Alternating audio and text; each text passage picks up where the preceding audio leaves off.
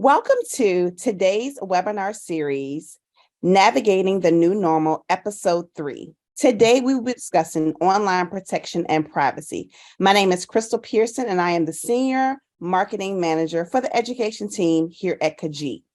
I am super excited to have with us today our guest, Mr. Matthew Riegel. Hey, Matt, how are you? Hey, Krystle, I'm good. How are you doing today?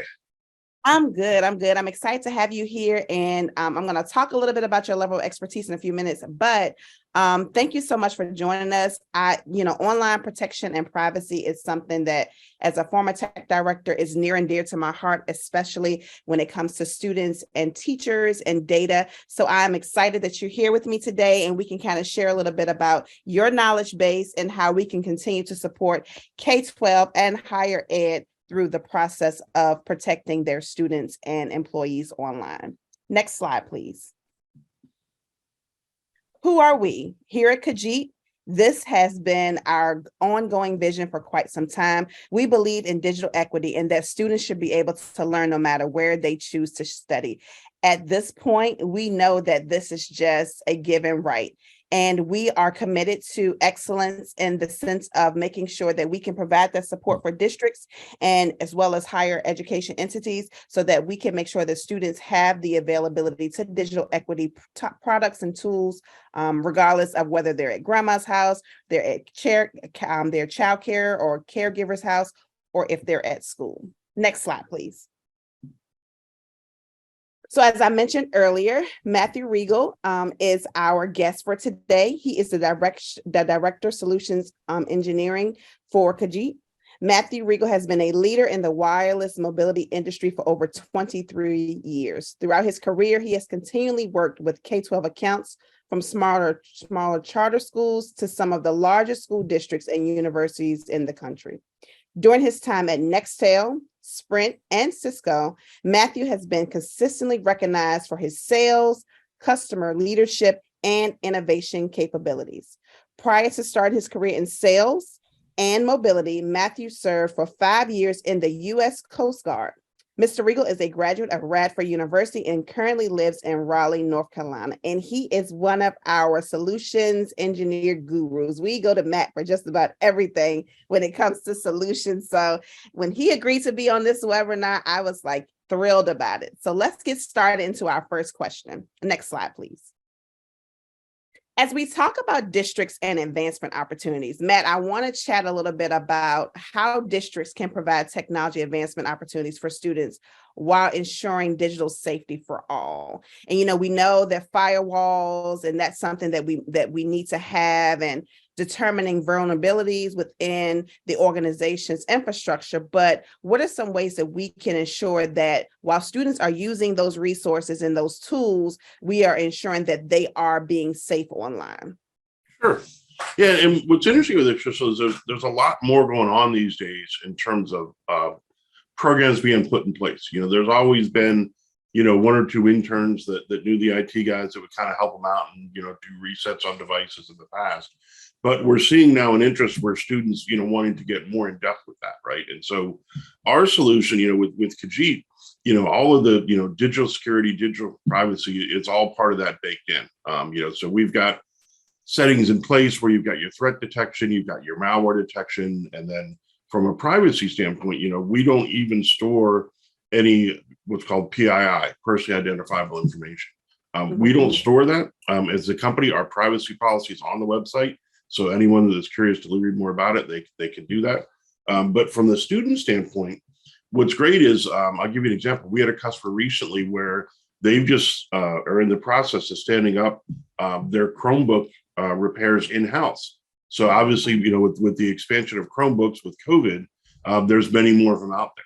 In the past, one of two things would happen. They would either send them back to the manufacturer or just do a one-for-one swap, right? They might keep some cold stock on hand. Now that they've gotten so big, we've seen some districts where they will do the repairs in-house. So a lot of these manufacturers will train them and provide them with the necessary parts inventory that they can do the repairs on site. So a couple things there. One, you get the devices back out to the end users much quicker. But two, they're using that as a program to help students get into IT. So these students are already curious about it. And now they're able to take them and say, hey, look, let's bring in, X number of students that want to be in this program. And they train them how to do the repairs on Chromebooks, how to manage things so that they've actually got a tangible skill that they can take with them, as they go out, up and out of high school even. I know that in the state of Virginia, and I'm sure that because that is my background, but I'm sure that many other states, computer science standards are just being put into the curriculum, and districts are using those skills for students to be able to gain additional knowledge and input.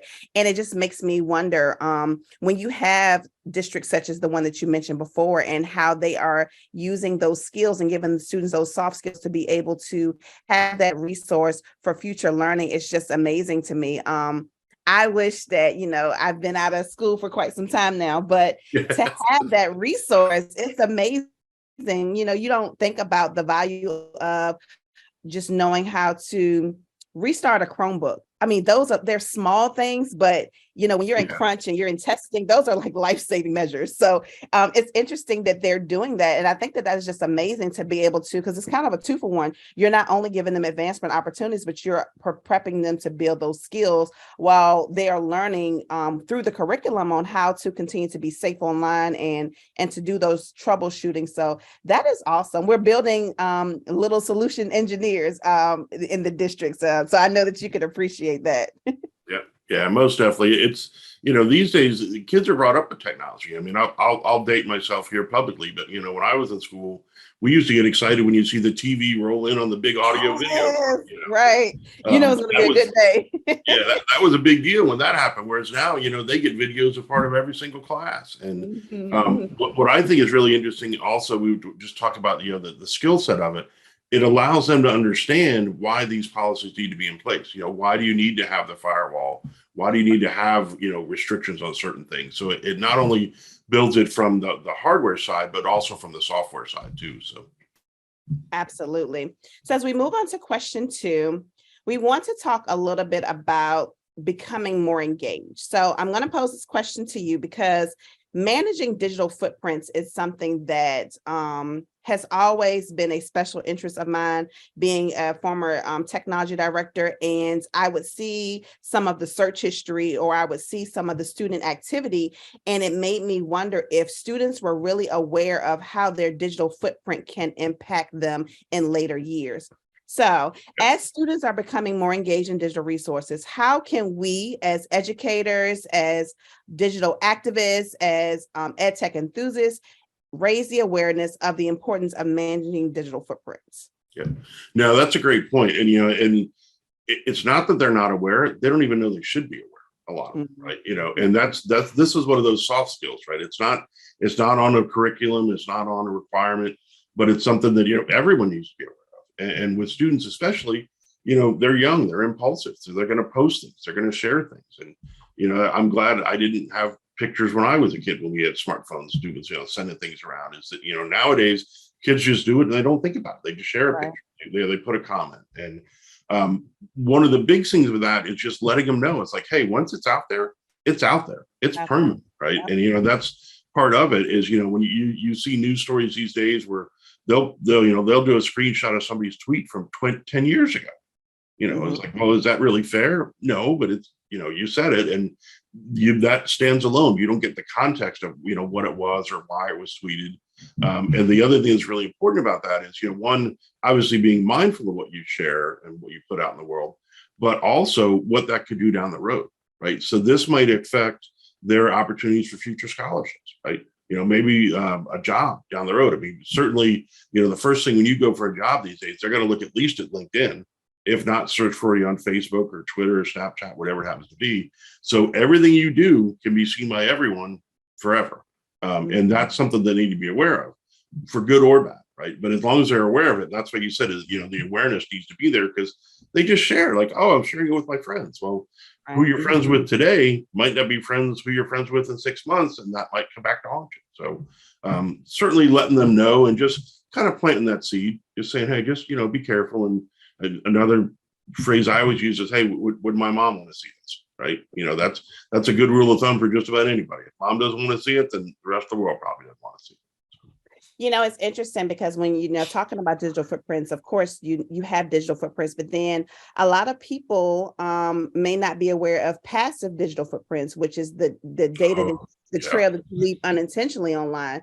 So I think that just sharing a few examples of digital footprints, your search history, text messages, even included deleted messages, because our students and educators alike have so much exposure to technology. I do think that as ed tech leaders and as school administrators, it's important that we continue to bring an awareness to what that looks like.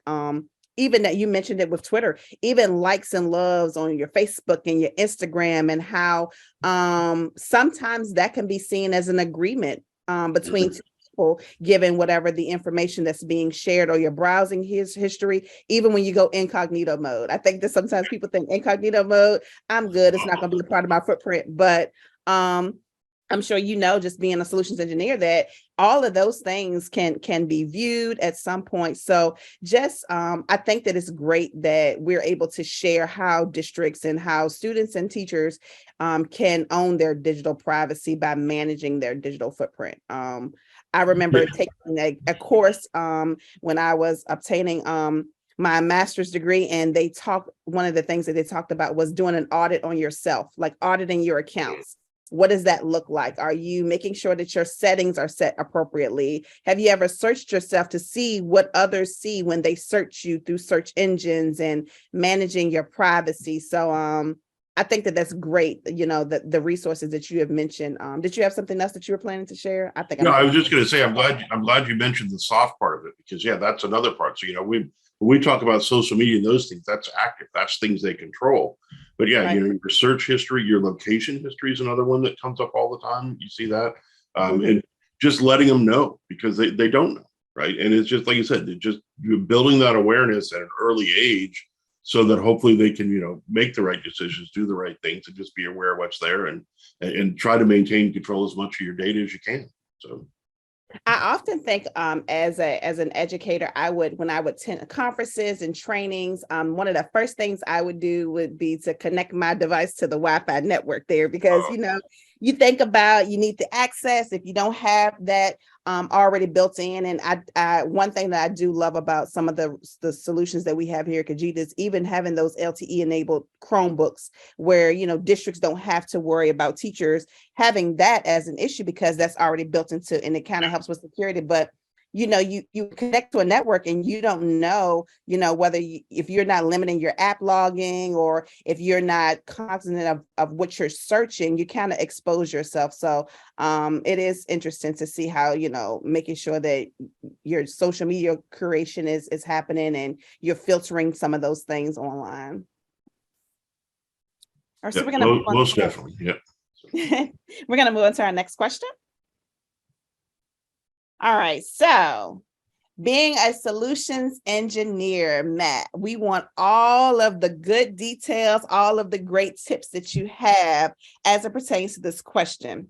So I'm going to ask, what are some of the benefits of having an online system for managing devices within your district? And we're thinking about protection and privacy and security. What would you say are some of the benefits of having a platform that allows districts to manage their own devices in-house? Sure. So these are the things that make my job easier and IT administrators easier. And it's come so far in, even the last 10 to 15 years, right? And so for most people, if you remember, when you got an iPhone, the very first generation iPhone, when you got that, you had to provision that through iTunes. You had to tether it to your iPhone and get that encryption key over a physical connection, right? Which is great. It's very secure. But if you got to deploy 100, 200, 300, it was a nightmare. And so that's the great part that's happened now, is all of those things, whether it's enrollment, management, all of these things now can be managed remotely. So it's made everyone's job much easier and much more secure. So, one of the things that we do from a remote management side is it could be as simple as just changing your filtering, right? So, for example, we've got different levels. We've got a K-8 filter, we got a 9-12 filter, and we have a teacher staff filter. And actually, I'll give you a good example of this. So we had couple of years ago at ISTE, there were a busload of teachers driving down to ISTE, and they were going, I think it was in Philadelphia a couple of years ago. They were driving down from New York, and they were on the school bus driving. And we got a call that they weren't able to do some things on the bus. They couldn't access. One of the main things they wanted to do was post what they were doing on the Twitter and Facebook channels that the school had. And we obviously blocked those on the student level. Well, they called in to our 800 number and said, hey, we can't get to this. Very quickly, they realized, oh, well, these are the students on the bus. Instead of the student filter, we're going to change it to the staff filter. And so real time on that call, we were able to change it. The support team changed it while they were on the call with them. They were able to test it, and they fixed that problem instantly, which is huge. Before we would have had to wait maybe till they got there. Then they would have had to, tether up and do all that. So that's one quick example. But the other thing we can do, from the management side of it is we've added in bulk tools. So instead of being able to manage just one device, you could do a whole subset of devices. You could do it by a school or by a location and apply that to, 2, 3, 4, or, even 1,000 devices if you want to. So there's a lot of that we've done for the filtering side. But the other thing that's great about Kajeet is, we take all these ideas that customers have and try to incorporate them. And so one of the things we've done recently is on the smart spots, we've added in the ability to manage the Wi-Fi remotely, including the SSID password. So if you need, somebody forgets their password, they used to have to bring that in. And when I say used to, as recently as a year ago, they would have to bring it back into IT. They'd have to log into it. Whereas now they can do it all remotely. They can diagnose it. They can shut it off. They can reset it. And we've even added the ability to update firmware, right? We all know, especially if there's a vulnerability, the first thing to do is push out new firmware. Now we could do all of that remotely, without ever having to touch those devices. And it's great because that's just become the new standard, the new way of life. And it just makes everybody's life much, much easier. Not only the students, but the IT staff that manages it. And then that just raises the bar, for security, and making sure those devices are used the way they should be used.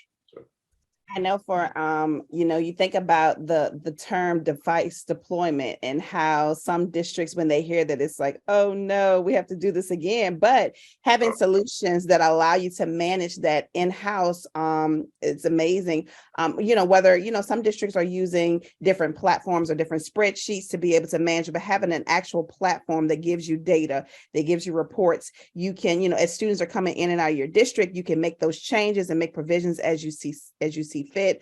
I just think that it's amazing. And just mash push, if you have to change some filtering, you don't have to physically touch every device, but you can do that through that management system. It saves time, it saves money, even down to SOL testing schedules. And when you want to troubleshoot a particular device, you can just go through and do that internally, as opposed to having to go and physically see that device and have a child to troubleshoot or have a teacher to troubleshoot. So I think that there are so many benefits of having your own management system for devices within your district.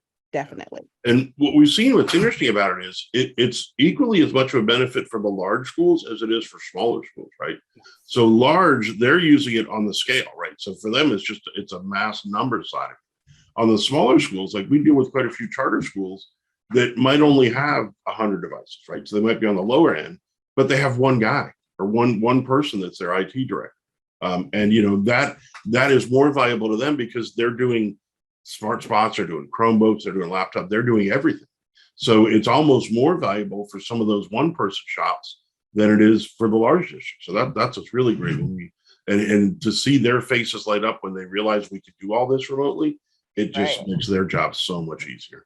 Yes, I think that for me, I love the fact of being able to take ownership of your devices, and you can make the decision on what that looks like, and you can decide whether or not you want to have that as part of your process or not. And even back to when you mentioned the students, being able to train students in the support of being able to help with that is a great tool and a great resource.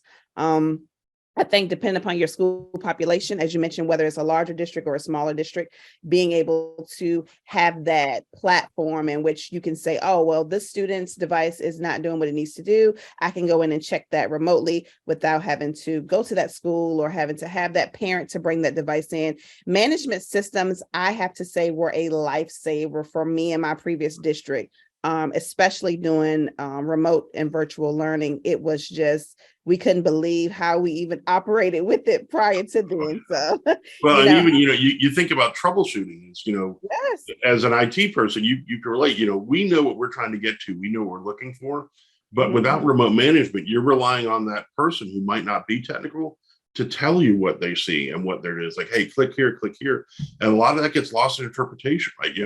That answer could be square on the screen, but if they don't tell you, you don't know it's there. And that's the beauty of these systems. I thought of another example as you were just talking about those. One customer I met way back when I first started, they had Chromebooks, and one of the things they did was during the summer they would wipe them all, and they didn't have Chrome management. So they had to do a power wash on all these Chromebooks. And she said, that's my summer project. She goes, I have one intern, one student that comes with me, and we spend the summer power washing Chromebooks. I thought, wow, that's a big project. I said, well, what if you could do all that remotely, without having to touch each one? And she said she didn't know you could do it. And, small district in, I think North Dakota, maybe, where, they weren't on the cutting edge technology and didn't even know that was an option. So instead of, having something that took them 2 months, they're able to get it done in a couple of days, much simpler. And just, the other piece of that I just touched on incidentally was time savings, right? You think about all the time that you get back that you don't have to spend doing these other ones. That's another soft cost as well that you can then free up, to work on other things. So Matt, as we wrap up, I have one last final question. If you could give one tech tip to a tech director, a school district, or just an educator or anyone that's an ed tech, if you could give them one tech tip that you've learned over the course of being in your career, what would that tech tip be? Just one. Just one. Just one. We'll do two because I'll give one as Yeah, well. no, that's okay. No, and the reason I laugh is it depends on when you would have asked me this, what it would be, right? Because it evolves over the years. But I think the overriding thing that I've learned is don't be afraid to engage resources, right? Whether it's internal resources or external resources. We don't know everything. Even we know what we know at Kajeet, and we're happy to share that, right? But there might be a better way to do something, and maybe that's through one of our partners. I mean, we learn stuff from our schools as well, from our vendors, and I think that's probably the biggest thing I'd say is don't be afraid to engage resources, and we're all in this together. I mean, I've not had too many times where I reach out and it's like, hey, I'd like to get your opinion on this, or could you help me with this? Everybody's willing. Well, most people are willing to help, and because.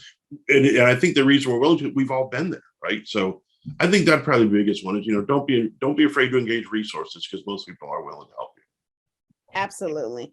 I think for me, I would say probably just being very, very cognizant of what you share online. And just thinking about, you made a great point. If my mom wouldn't want to see it or dad wouldn't want to see it, then should I share it? So always having that checklist with yourself before you share anything online, because you never know how that post may come back to be a new post or frequently asked question for many. So that would be my tech tip to anyone out there that is engaging in online activity and being able to be in a position to protect yourself. So looking at your settings, making sure that, if it's locations that are turned on, you can take control of what you share with the online community. Yeah. So that would be my tech tip. So thank you so much, Matt, for joining us. We are just grateful for your level of expertise. We love everything that you are doing here at Kajeet and how you are helping from my community, the ed tech community, as well as our other customers. So thank you so much for sharing with us today. Yep. You're welcome. Thanks for having me. I enjoyed our conversation.